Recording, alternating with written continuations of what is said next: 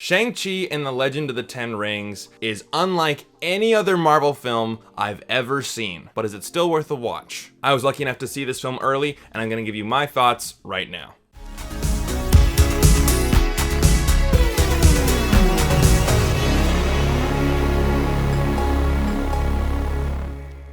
Hey everybody, my name is Brandon, aka the BrandoCritic. Thank you guys so much for clicking on this video. I'm sending you all positive vibes your way. But if you guys are new to the channel and you guys want to see more early movie reviews, movie reactions, and hangout live streams where we talk about movies, then this is the place for you. Consider hitting that like and subscribe button, and don't forget about that bell so you never miss a single video. I appreciate all of the support. And don't forget to check out my partners at Movie Scene Canada as well. Their link will be in the video description box below. But today, I'm going to give you my honest, no BS review for Shang-Chi and the Legend of the Ten Rings and tell you if it's worth a watch. So, Shang-Chi and the Legend of the Ten Rings is the newest MCU film.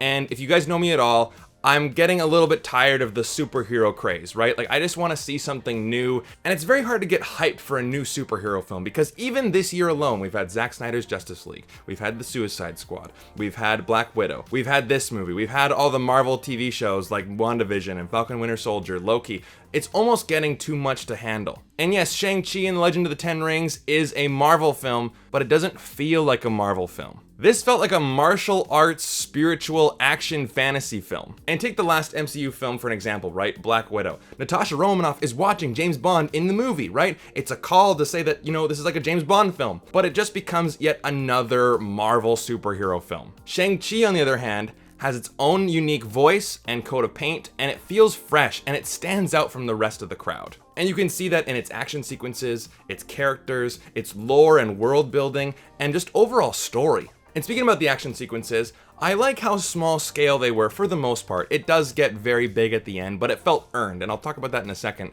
But for the most part, a lot of the action sequences felt scaled back. You know, one of the reasons why I like The Mandalorian so much was because it felt like it took a giant step back in terms of its scale from Rise of Skywalker when you have spaceships and things blowing up everywhere. It felt more restrained, and it felt more engaging that way. Shang-Chi felt the exact same way. Like, for example, the first big action sequence in this movie takes place on a bus. It's a simple bus fight. I felt like I was watching Speed. It was engaging, it was exciting. The hand-to-hand combat choreography in this movie is excellent. It really is exciting, and I loved just how, again, small scale it was. It wasn't the big blue laser firing up into the sky right away, and it wasn't just a bunch of CG monsters everywhere. And yes, there is still some CGI in this movie, especially at the end, but for the most part, it felt grounded, it felt engaging, it felt real, it felt like it was a good precursor for the big, large, epic scale battle at the end. And yes, the ending does get quite over the top, but it felt earned. It felt like we actually worked up to it, and it felt like the characters and the story actually deserved this kind of ending. It was epic, it was thrilling. I wouldn't say I was getting emotional by any of it, but it was just really engaging and it was really fun to see. And speaking about the story, it felt like the story was driven by the characters' motivations and actions rather than just the characters are put into the script for,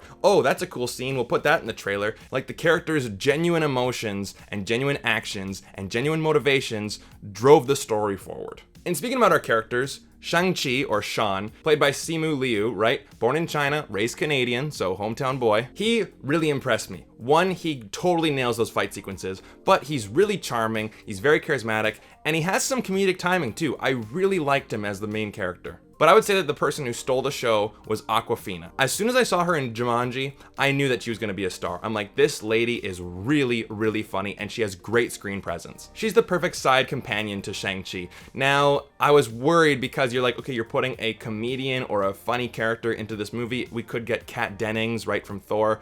And I'm like, ugh. If we get into that category again, then we're in trouble. But you know what? All of her jokes felt genuine. Like, she was just a funny character. It wasn't like she was trying to make a joke to try to make the audience laugh. Like, we weren't watching a sitcom here. She was just humorous. It wasn't forced. And also, when the emotional stuff actually happens in the movie, you know, she's not like cracking jokes, she's not cracking one-liners. She actually understands, you know, okay, I'm here for you, I'm here for your character, I understand what's going on. She actually handles the emotional stuff pretty well as well. Fala Chen plays Shang-Chi's sister. She's badass. She doesn't have the biggest character arc in the movie, but she does really set those action sequences really well. But his father, Wenwu, is probably the deepest villain Marvel has ever had. Now, I've talked about this before, but in screenwriting class, we were taught Couple things about a villain. They need to have 3 things, or the best villains normally have 1 or 2 of these 3 things. Number 1 is that your villain has to be equal or superior to your main hero in terms of skill, strength, intelligence, power. They have to be better than your hero, right? Your hero has to have a hard time or struggle to defeat them.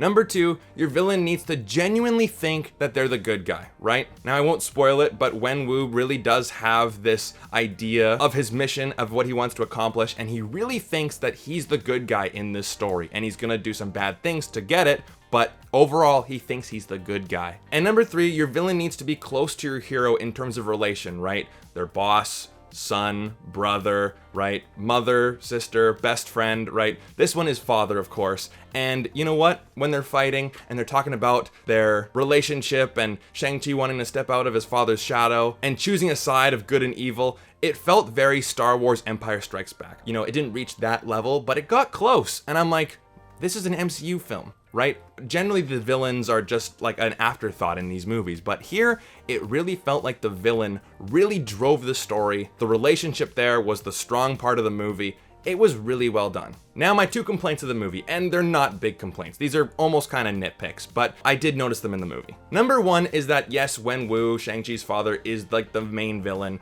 but there is this bigger, badder, dark energy in the world. It's kind of half-assed, I will admit. It felt like the screenwriters were like, oh crap, how do we introduce this thing? Let's just get Michelle Yeoh to talk about it in some exposition a couple scenes earlier and just go for a giant info dump. I don't know, guys. I haven't read the comics, so I don't know what all this stuff really means. What matters is how it's portrayed in the movie. And to me, it felt a little half-assed, but the good part is that it's not the main focus of the story. It's not the main heart. It's not the main drive. It's not the main antagonizing force. I wish that it was explained a little bit more for my dumb non-comic book brain to understand. And number 2 is that they bring back a certain character. Now, if you guys know the comics or you guys have read a lot of spoilers on the internet, you guys will know what it is, but I won't spoil it here.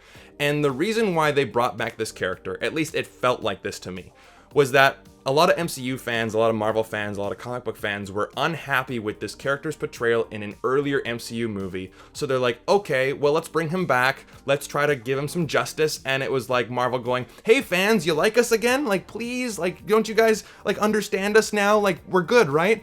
It felt kind of like begging to the fans for approval. And I'm like, you know what? This character adds nothing to the story. It doesn't drive the plot forward at all. You know, he is, well, you know what? I'll take that back. He is a little bit of a plot device.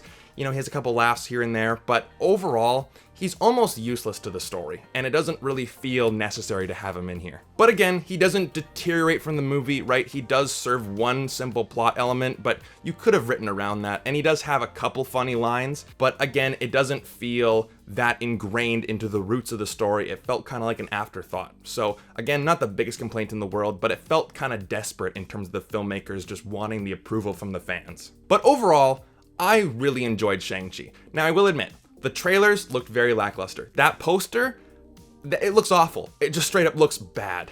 But this movie really exceeded all my expectations. I really enjoyed it. And you know what, Marvel? This is what you need to do to keep the train going. This film is fun, it's unique, it's fresh, it's different. I'm giving this movie a 4 out of 5. I really enjoyed it, I was really invested, and I want to see Shang-Chi in more movies. You know, he does show up in a post-credit scene, and I won't spoil it here, but he does talk to certain MCU characters that we have seen before, and I'm like, yeah, I want to see him interact with this character, and this character, and this character. And overall, the movie just felt fresh. Now, I will admit that Doctor Strange, you know, feels kind of similar in terms of just the Eastern philosophy, but overall, in terms of the actual movie, this didn't feel like a Marvel film at all. It didn't feel like an MCU film. It felt like this, you know, like I said in the beginning, this spiritual action fantasy film with some martial arts, and I had a ton of fun with the movie. So what about you guys? Where does Shang-Chi rank in terms of the MCU? I haven't really gone down that rabbit hole yet, but I really did enjoy it, so it is up in the upper echelon there, and I hope to see more of Shang-Chi. So if you like this video and you want to see more videos just like it, then definitely hit like and subscribe. I really do appreciate all the support. Thank you for watching the entire video, and I will see you guys in the next one. Take care.